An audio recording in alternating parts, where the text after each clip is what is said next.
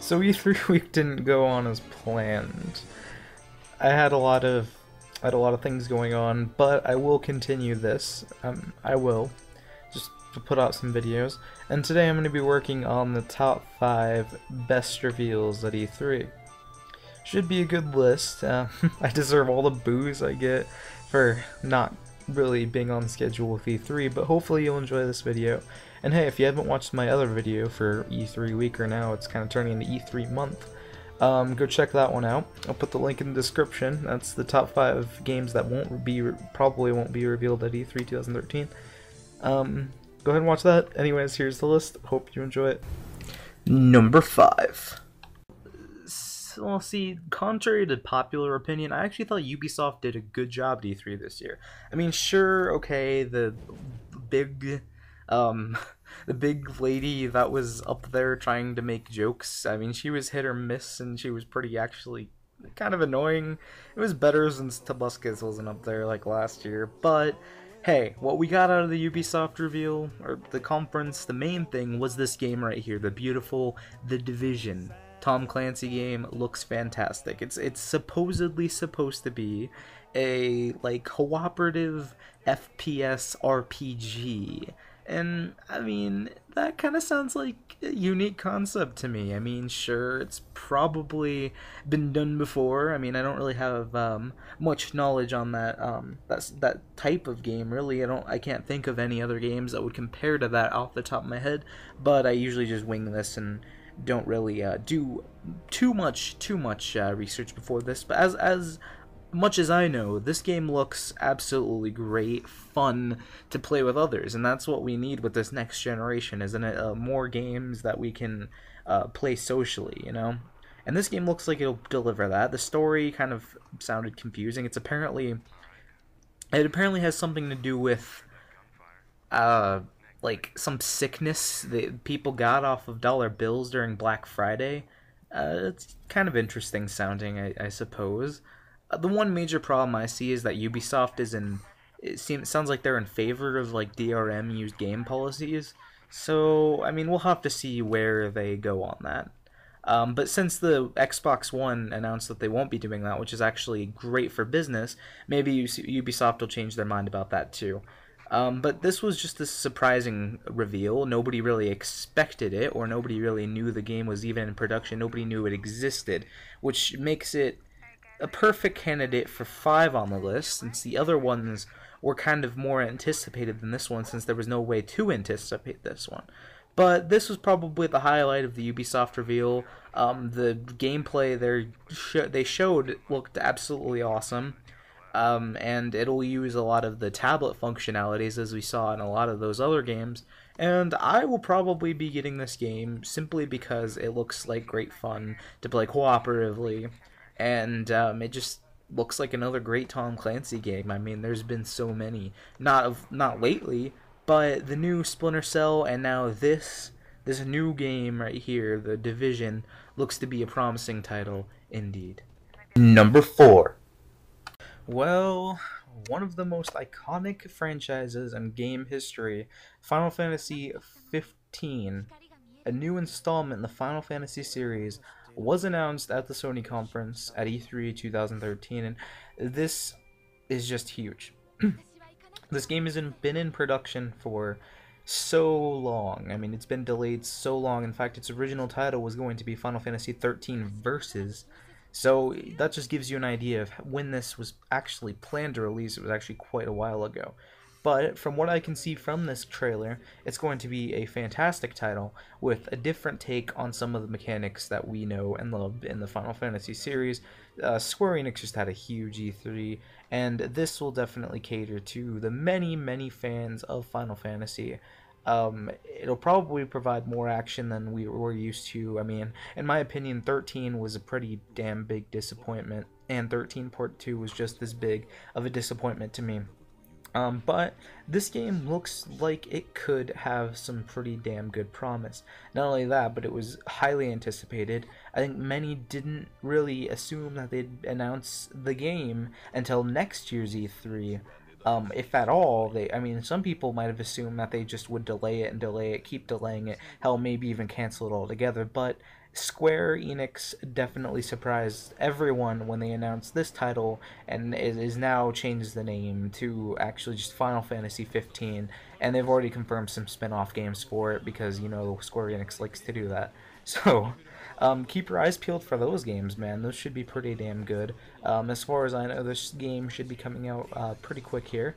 And basically, I'm looking forward to it as a big Final Fantasy fan. Looking forward to some new characters to follow, and it should be a lot of fun, really, to play a new Final Fantasy game. Hopefully, it's not as a big disappointment, like 13 was, in my opinion, or 14 was, possibly on a bigger level. But 14 is a different style game, obviously. So, I don't know. Who knows what this may bring, but it's really awesome to see this revealed at E3 this year.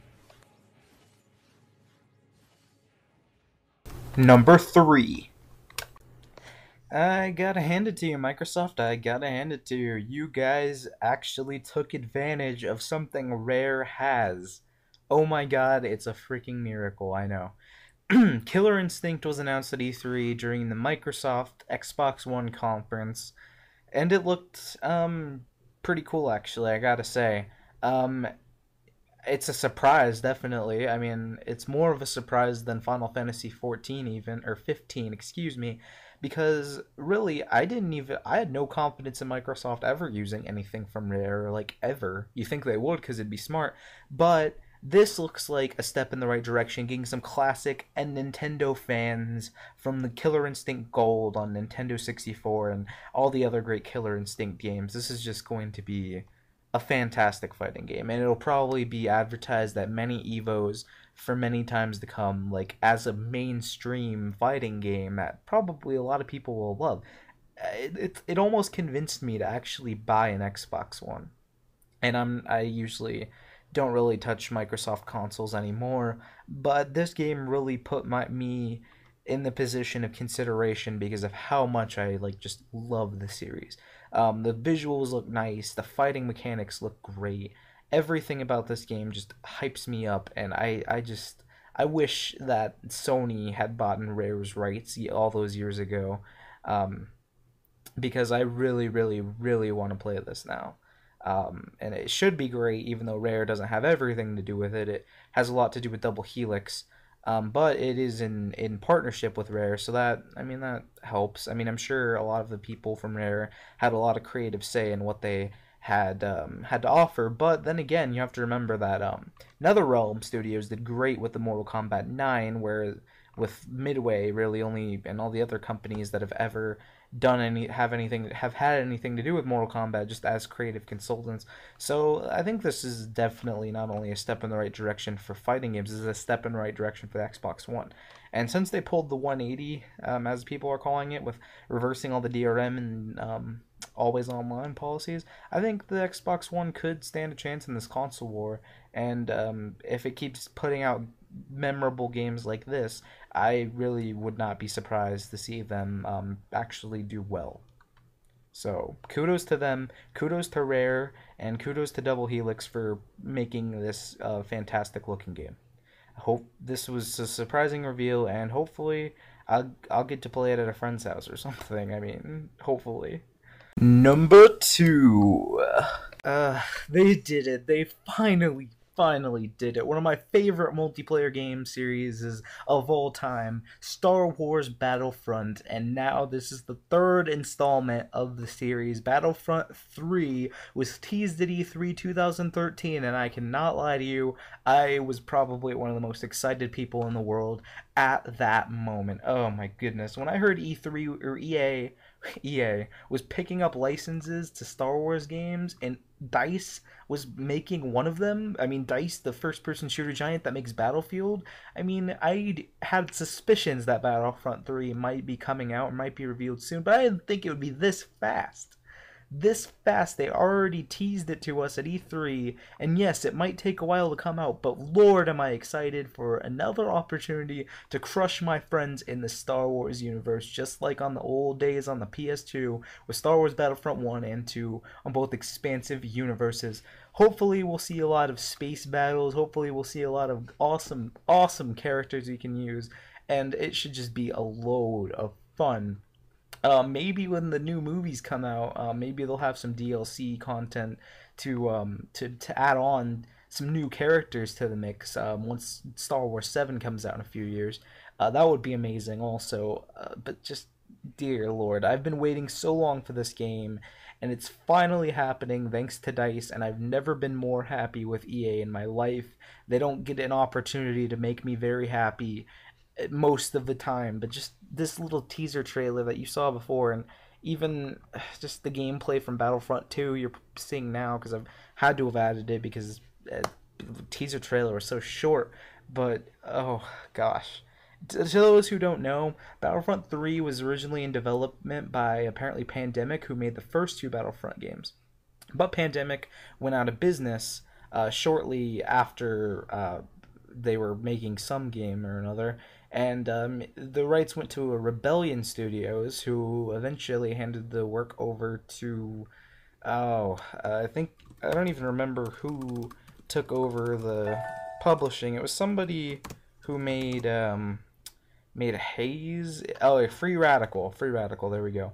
Haze was awful, and they did have apparently some like alpha looking gameplay out, and they said the game was 99% done, but they lost funding because EA lost and LucasArts lost faith in them, or not EA, LucasArts lost faith in them. So I mean, this DICE developing it makes me feel a lot safer than somebody who made some very mediocre game. And hopefully this won't disappoint, and hopefully this will be just as expansive and just as awesome as I'd love it to be.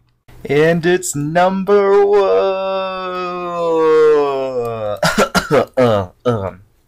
Number one.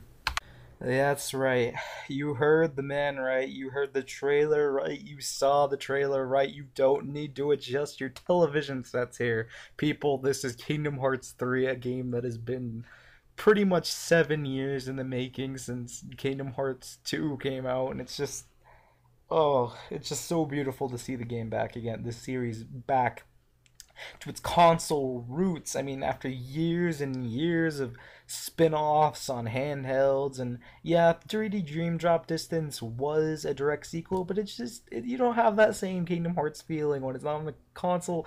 And this game just came right the hell out of nowhere. That's the best part. I actually predicted it to not be announced at E3. It was why it's on my list that of top 5 games that won't be announced, that probably won't be announced at E3. It was number 2 on that list, and they did. They announced it. Square Enix just hit a home run. 2 great games just announced. 2 anticipated games announced at this E3. This has been the biggest E3 event for Square Enix probably in its entire history. Just, oh, they pulled all the right strings. They pushed all the right buttons.